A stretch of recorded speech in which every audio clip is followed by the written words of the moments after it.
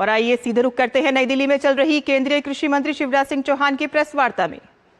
वर्षों से लटके मुद्दों को कैसे समाधान के द्वार तक पहुंचाया जाता है, इसका मैं साक्षी हूं। मैंने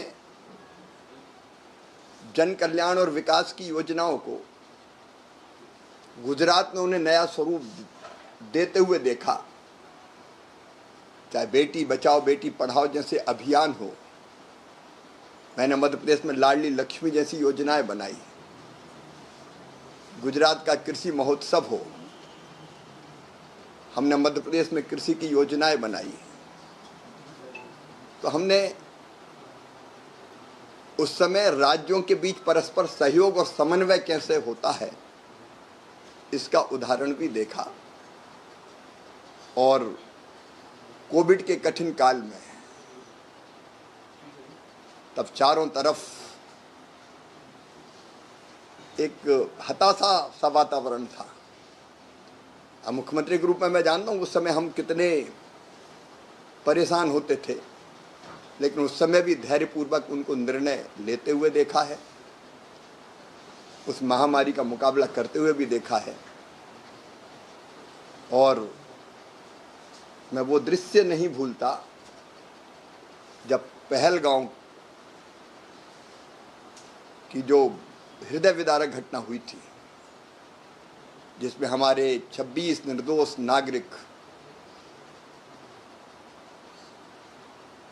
नागरिकों का खून बहा दिया गया था। और तब उनका रिएक्शन क्या होगा, वो कैसे निर्णय करेंगे, कैबिनेट की बैठक में मैं इसका साक्षी भी रहा हूं।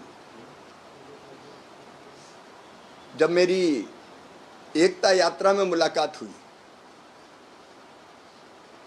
तो एक यात्रा को, जिसको कुछ लोग तो राजनीतिक यात्रा कहते थे,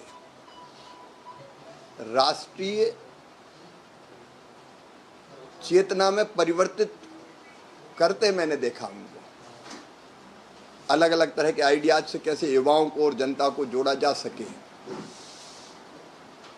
मैंने एक संवेदनशील ऐसा इंसान, कि आमतौर पर धारणा रहती थी कि वो संगठन का काम कठोरता से करते हैं, लेकिन एक घटना मुझे याद आती है। श्रीनगर के लाल चौक पर झंडा फहराना था, तिरंगा। हम लोग सब उत्साहित थे बजाने के लिए। एकता यात्रा की व्यवस्थाओं में कई कार्यकर्ता महीनों से लगे हुए थे और उनका सपना और संकल्प था कि लाल चौक में श्रीनगर के तिरंगा झंडा फहराएं।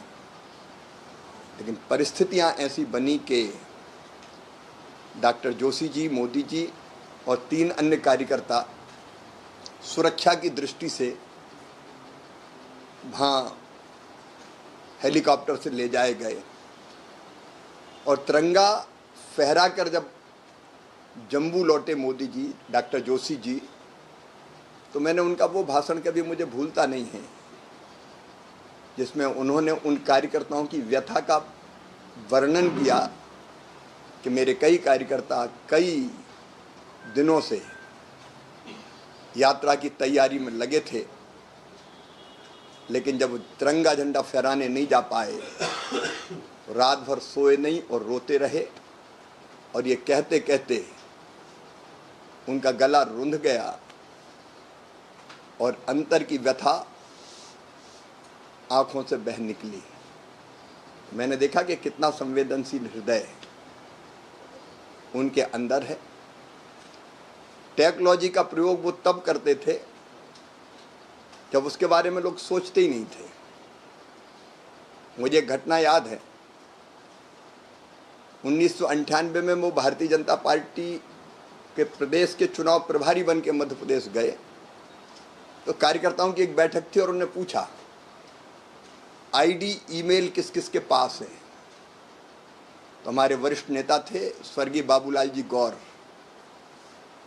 वो कहने लगे अरे भाई ये फीमेल फीमेल क्या करते हो, इससे क्या होने वाला है, और हंसने लगे।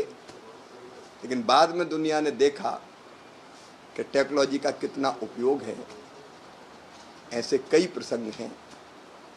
ये पुस्तक केवल घटनाओं का वर्णन नहीं है, वो सोच है जिसने भारत को बदल दिया।